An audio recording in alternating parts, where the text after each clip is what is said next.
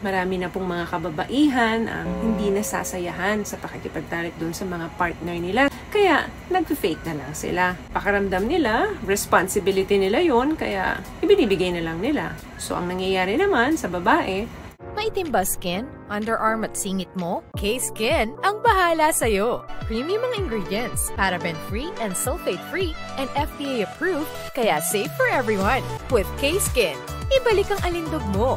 Huwag nang magpahuli. Hi guys! Welcome back to our channel. Kumusta po kayong lahat?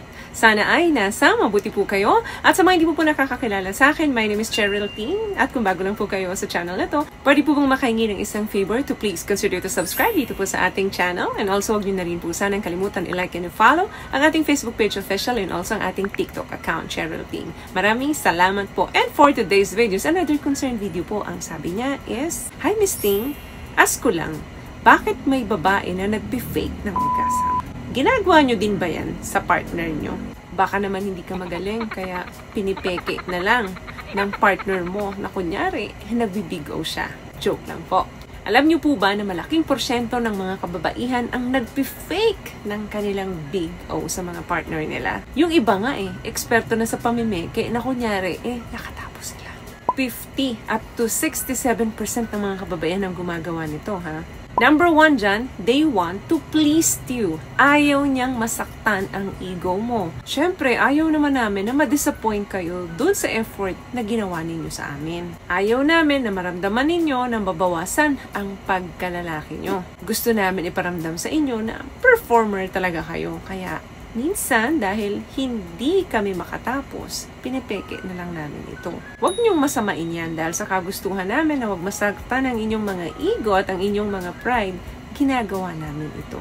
Pangalawa, kung bakit pinipeke namin, Kasi possible na napilitan ng babae. Nung inaya mo siya, wala siya sa mood, but because mapilit ka, nag-yes na lang siya. Para na lang matapos yan at makatulog, makapagpahinga na kami. Pagbibigyan namin kayo, yun nga lang, magpe-fake kami ng big O namin. Pangatlo, because marami pa siyang gagawin. O sige na, para lang matapos na to at magawa ko na yung gusto kong gawin, magkukunwari ako na nakatapos ako. Ang daming na pending na gawain sa bahay. Hindi mo naman siya tinutulungan. Tapos aayain mo pa. Kukulitin mo pa. Pagbibigyan ka ngayon, kahit na ang dami pang na pending na trabaho, ang dami pang naiwan na gawain bahay, yun ang dahilan kung ba't may mga babaeng pinipeke nila na kunyari nakatapos sila. Guys, kung meron kayong favor na hihingiin sa mga misis ninyo, please return the favor. Paano ninyo ibabalik yung favor? Tulungan nyo sila sa gawaing bahay para mas mabilis na matapos, hindi pagod si misis, hindi pagod si partner, mas may time siya na paghandaan ka. Please, be considerate naman. Kapag meron kayong gusto sa mga partner nyo na gawin, take over nyo naman yung mga gawain nila para naman mas mapaghandaan nila kayo. According nga po sa study, marami na pong mga kababaihan ang hindi nasasayahan sa pakikipagtalik doon sa mga partner nila. Pakiramdam nila, responsibility nila yon, kaya ibinibigay na lang nila. So, ang nangyayari naman sa babae, napikean na lang talaga. Para lang magmukhang totoo yung paglalabing-labing ninyo. Pang-apat, of course, tinatamad ng mag-perform ang babae. Napipressure kami mag-perform. Kasi kung ano yung ginagawa ninyo sa amin, syempre, nag-e-expect din kayo na ibabalik namin sa inyo yung favor. So, dahil nga tinatamad na kami, napipressure kami mag-perform, mag-fake na lang kami ng orgasm. Syempre, laging ang basihan ng mag-couple para masabing successful ang kanilang paglalabing-labing ay dapat pareho silang nag-big O. Pero ang sad part, hindi naman talaga. Ikaw lang pala ang masaya.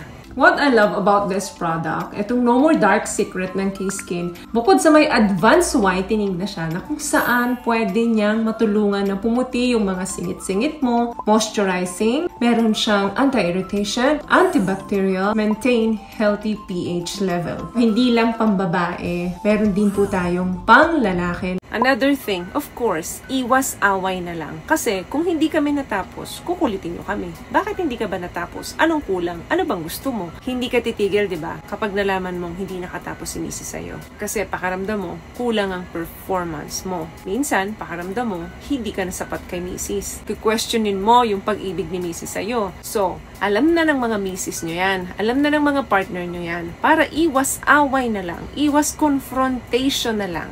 Sasabihin na lang namin na nakatapos kami. O diba, pagka ganon, tahimik ang buhay, walang away. Kaya yes na lang kami ng yes. Yes, ang galing mo.